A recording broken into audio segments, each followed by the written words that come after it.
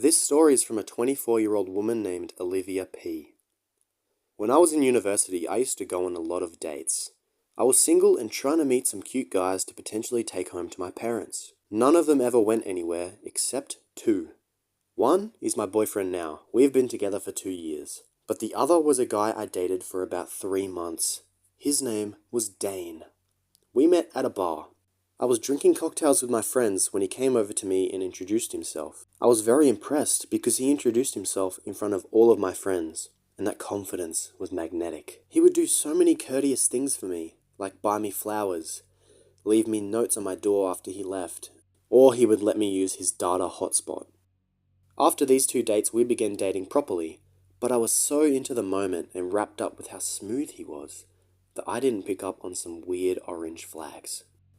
I had lots of friends, and some of them were guys, and when I saw them, I would give them a short hug. Not a loving romantic hug, just a courteous one, as I would to literally everyone. When I did this, he would get really confrontational with the guy, and ask them passive-aggressive questions and act like they had wronged him in some way.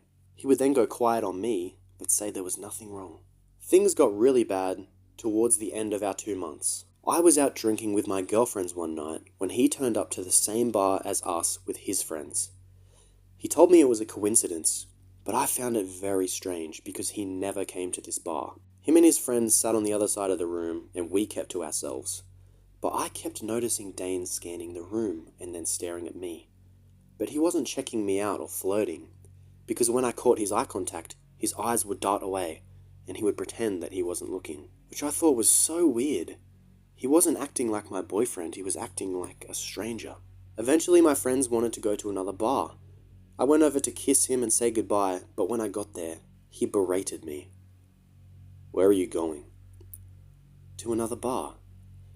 "No, you don't need to go anywhere. This bar is good." He stared at me like he hated me.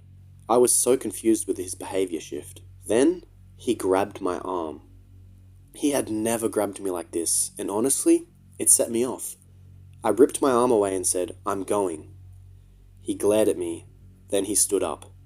He walked over to a random girl and started to make out with her. As he did it, he was making eye contact with me. Obviously, I broke down and I ran out of the bar with my friends. Now later that night when I was in bed, he sent me a text saying, "I'm so sorry, Olivia. I should not have done that. I was just angry." I contemplated ignoring it, but I gave in. I replied, "No matter how angry you are, you never do things like that. I don't think I can be with you." He then started to call me, but I ignored it. The calls kept coming in for like 30 minutes. I powered off my phone and went to sleep. Now I live by myself in a rental, and because my neighborhood wasn't super safe, the building had security cameras installed that I could access. The next morning, the camera app pinged my phone, telling me that there was movement last night. I checked the footage, and my stomach dropped. It was Dane, unscrewing the screws on my window and then climbing inside.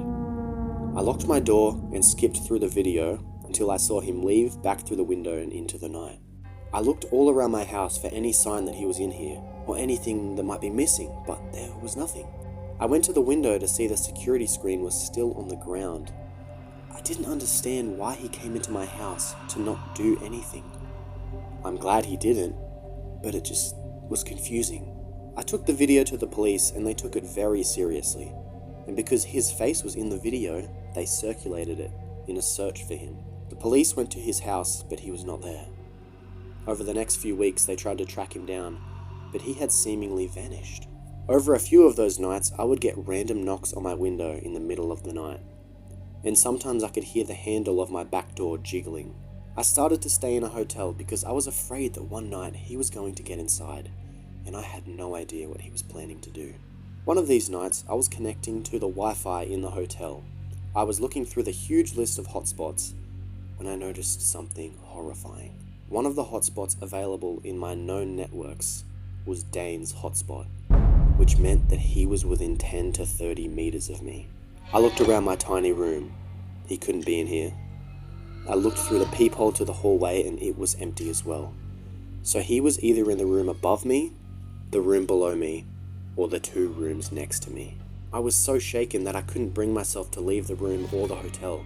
so I just made sure my door was locked and I stayed put. I heard footsteps above me and in the next room over. I heard walking through the hallway, and I was fully prepared for every footstep to be him coming for me. I could barely breathe as my chest tightened like leather. Suddenly I heard an extremely loud banging from the hallway, then shouting. I heard a door open aggressively and slam against a wall. I got up and looked through the peephole again. Just to the very right, I could see 2 police officers wrestling with someone. They pinned them to the ground and put handcuffs around their wrists. As they pulled him up and walked him past my door, I could see that it was Dane. He looked at my door with pure rage. He knew I was in here. I felt like he was looking me in the eyes. After a few minutes, a police officer knocked on my door. Apparently they had been tailing me when they saw that someone was following me in my car. They saw Dane get out and waited till he was in a room to corner and arrest him. Dane ended up facing about 5 years in prison, and thankfully, I haven't heard or seen him since. I'm just glad that the police picked up on him following me, because if he had trapped me in that room, it could have been much, much worse.